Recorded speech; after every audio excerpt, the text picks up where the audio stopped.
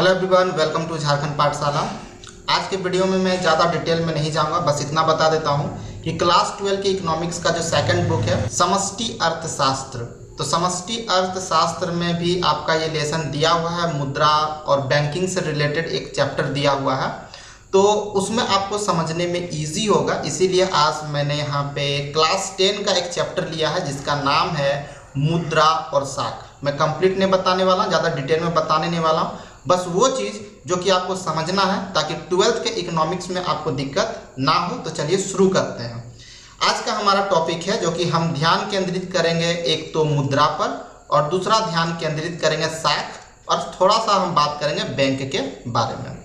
तो आप क्लास 12 का डेफिनेशन भी पढ़ सकते हैं और यहाँ पे सिंपल भाषा में भी कुछ चीज़ें दी हुई है। जैसे कि पहला जो काम होता है मुद्रा का, वो यहाँ पर दिया हुआ है कि मुद्रा विनिमय का एक माध्यम है। विनिमय का माध्यम का अर्थ होता है अगर मैं आपसे सामान लेता हूँ तो आपको पैसे से भुगतान करता हूँ, यानी लेन देन में मैं पैसे का प्रयोग यानी मुद्रा का प्रयोग कर रहा हूँ, चाहे वो करेंसी हो, सिक्के हो, जो भी हो, तो उसका मैं प्रयोग कर रहा हूँ। तो विनिमय का माध्यम आपको समझ में आ गया होगा कि लेन देन। विनिमय का अर्थ ही होता है लेन देन। तो हम लोग लेन देन किसके माध्यम से कर रहे हैं? अभी खरीद बिक्री किसके माध्यम से करते हैं? मुद्रा के माध्यम से। इसीलिए कहा गया है कि मुद्रा विनिमय का एक माध्यम होता है। सबसे पहला काम होता है मुद्रा का। मुद्रा का परिभाषा क्या होता है? तो मुद्रा वो है जो मुद्रा का काम करता है और जिसे मुद्रा की मान्यता किसी देश के सरकार के द्वारा मिली होती है। विनिमय का माध्यम हम लोगों ने इसे क्यों चूज किया? तो एक क्वेश्चन यहाँ पे 12 से मैच कर रहा है, वो है आवश्यकताओं की दोहरा संयोग। ये आवश्यकताओं की दोहरा संयोग क्या होती है? सिंपल में मैं आपको बता देता हूँ। जब मुद्रा नहीं होती थी उस समय लोग किसी भी सामान को मुद्रा मान लेते थे, और उससे भी अगर हम लोग पहले जाए तो वस्तु विनिमय प्रणाली चलती थी, यानी वस्तु के माध्यम से वस्तुओं को खरीदा जाता था।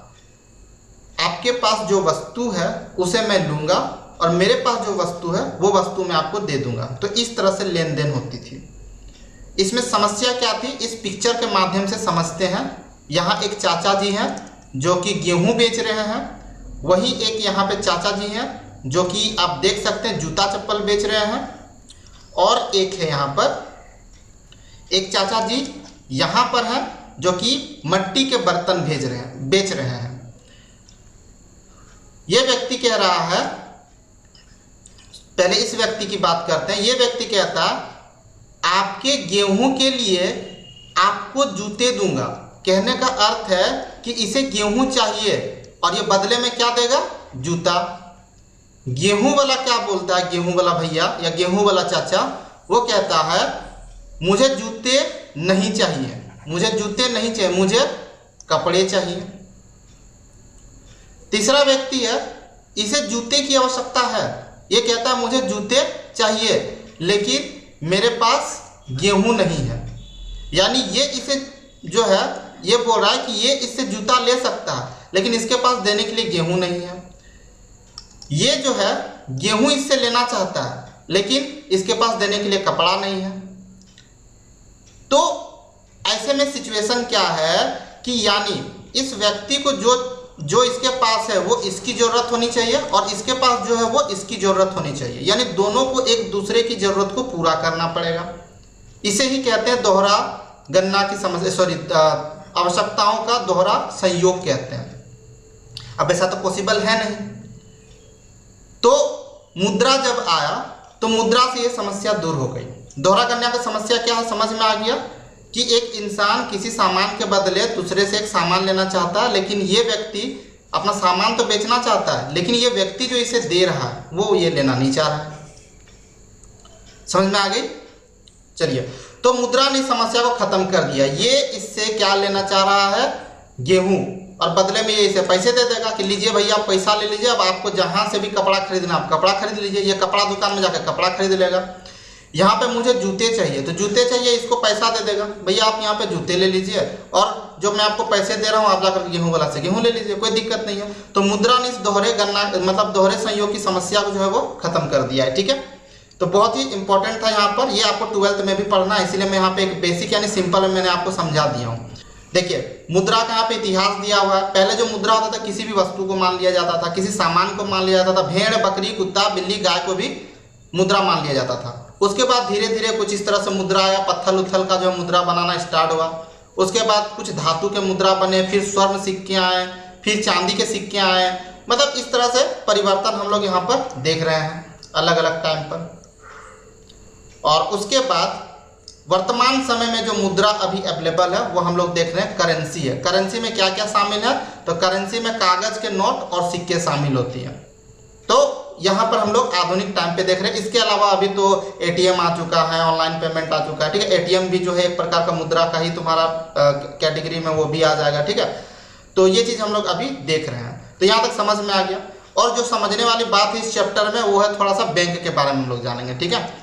एक व्यक्ति जो भी इनकम कमाता है वो इनकम को क्या करता है, कुछ पैसे अपने पास जो रोजमर्रा की जरूरत है उसको पूरा करने के लिए रख लेता है और कुछ पैसे वो जमा करके बैंक में रख देता है। तो जस्ट बैंक एक प्रकार से हम लोग के लिए बहुत ही महत्वपूर्ण है। कैसे महत्वपूर्ण है वो मैं आपको थोड़ा सा समझा देता हूँ। चलिए इस पिक्चर के माध्यम से हम लोग समझते हैं। यहाँ पर है जमाकर्ता और यहाँ पर है कर्जदार और बीच में आप देख रहे हैं ये है बैंक।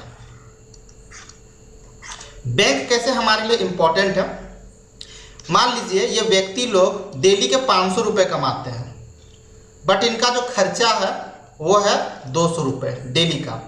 और इस हिसाब से 300 रुपये इन लोग के पास पर डे बच जाती है। ये 300 रुपये पर डे ये लोग घर में रख सकते हैं, लेकिन घर में ये पैसा रखने से वो बढ़ेगा नहीं। जहाँ तक कि उल्टा हो सकता है, ऐसे चूहा कुतर सकता है, डकैती हो सकता है, कुछ भी हो सकता है, खो सकता है पैसा, चोरी हो सकता है। तो घर में रख करके इस पैसा का कोई फायदा नहीं है। दूसरा और हम लोग देखते हैं यहाँ पे कर्जदार। ये लोग व्यापारी वर्ग के लोग हैं। ये लोग कुछ व्यापार करना चाहते हैं बट इनके पास रकम नहीं है, पैसा को काम में लगाना चाहते हैं बट इसके पास रकम नहीं है। जरा सोचिए, इन लोगों के पास एक्स्ट्रा रकम है लेकिन ये लोग कुछ कर नहीं रहे हैं। इन लोग को पैसा की जरूरत है बट इन लोग के पास रकम है नहीं। तो वैसे कंडीशन में बैंक क्या करती है, इन दोनों के बीच में मध्यस्थता का काम करती है। इन लोगों को वचन देती है कि आप पैसे को मेरे यहाँ जमा कीजिए, आपका पैसा हमारे यहाँ सुरक्षित भी होगा प्लस उसमें कुछ इंटरेस्ट भी मिलेगा। जो पैसा बैंक में जमा होता है वो कर्ज के रूप में व्यापारियों को दे दिया जाता है। व्यापारियों से ज़्यादा इंटरेस्ट लिया जाता है, इन लोगों से ज़्यादा पैसा वसूल किया जाता है और वो पैसा से ही कुछ हिस्सा इन लोगों को इंटरेस्ट के रूप में दिया जाता है और बैंक बाकी का पैसा अपने पास रख लेती है। सिंपल सा बात है। ये लोग जब कर्ज चुकाते हैं तो उसके बाद बैंक कुछ पैसा रख करके इन लोग को इंटरेस्ट देती है। ये कंडीशन उल्टा भी हो सकता है कि कुछ व्यापारी के पास भी एक्स्ट्रा पैसा होता है जो कि वो क्या करते हैं बैंक में रखते हैं।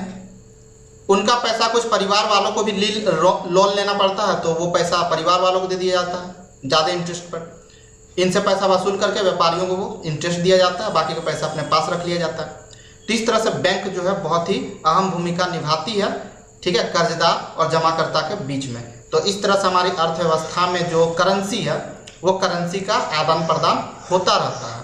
तो ये चीज़ हम लोग आय का चक्रीय प्रभाव के रूप में क्लास 12 में हम लोग पढ़ेंगे समष्टिक अर्थशास्त्र में। लेकिन उससे पहले आप लोग मुद्रा और बैंकिंग से रिलेटेड, ठीक है, ये चैप्टर का नाम क्या था तुम्हारा, मुद्रा और साख। तो इसमें से जो चीज़ मैंने आपको बताया है उसे थोड़ा थोड़ा आप जरूर पढ़ लीजिए ताकि आपका बेसिक जो है, जो बेस है वो मजबूत हो सके, ठीक है। यहाँ पे साख के बारे में थोड़ा सा दिया हुआ, यहाँ पे ज़्यादा मैं कुछ बताऊँ नहीं, बस ऐसे ही थोड़ा सा जान लीजिए। साख मैंने आप लोग को बता दिया, भरोसा है, विश्वास होता है। बैंक में जितना ज़्यादा आप साख बनाइएगा यानी क्रेडिट बनाएगा उतना ज़्यादा बैंक आप पे जो है ना जोखिम उठा सकता है आपके ऊपर, उतना ज़्यादा आपको लोन दे सकता है, ठीक है। तो साख जो होता है, इसके साख के दो ऑप्शंस हैं। साख या तो आप घर गांव में किसी से लोन ले रहे हैं या तो आप बैंक से लोन ले रहे हैं। पहला क्या हो गया, घर गांव रिश्तेदार साहूकार ये सब से आप लोन लेते हैं। दूसरा क्या हो गया, बैंक से आप लोन लेते हैं, ठीक है।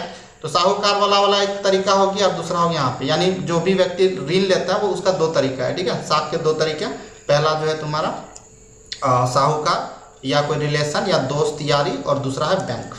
तो इसमें और कुछ भी नहीं है। तो इतना बेसिक सा इन्फॉर्मेशन था जो कि आपको जानना बहुत ही जरूरी था। चैनल को जरूर सब्सक्राइब कर लीजिएगा। बहुत ही जल्दी हम लोग 12th का भी इकोनॉमिक्स स्टार्ट करने वाले हैं। उससे पहले कुछ बेसिक सी चीज़ें जो कि मैं आप लोग को बता देना चाहता हूं ताकि आगे चल करके आप लोग को दिक्कत ना हो। थोड़ा भरोसा रखो, इकोनॉमिक्स का तैयारी मैं यहाँ से आप लोग को करवा दूंगा। झारखंड पाठशाला को जरूर सब्सक्राइब कर लीजिएगा। नोट्स के लिए आप www.jharkhandpathshala पर जाएंगे और कोई भी दिक्कत होता है तो व्हाट्सअप या टेलीग्राम से हमारे आप जुड़ सकते हैं, इंस्टाग्राम से आप हमारे जुड़ सकते हैं, डिस्क्रिप्शन में आपको लिंक मिल जाएगा।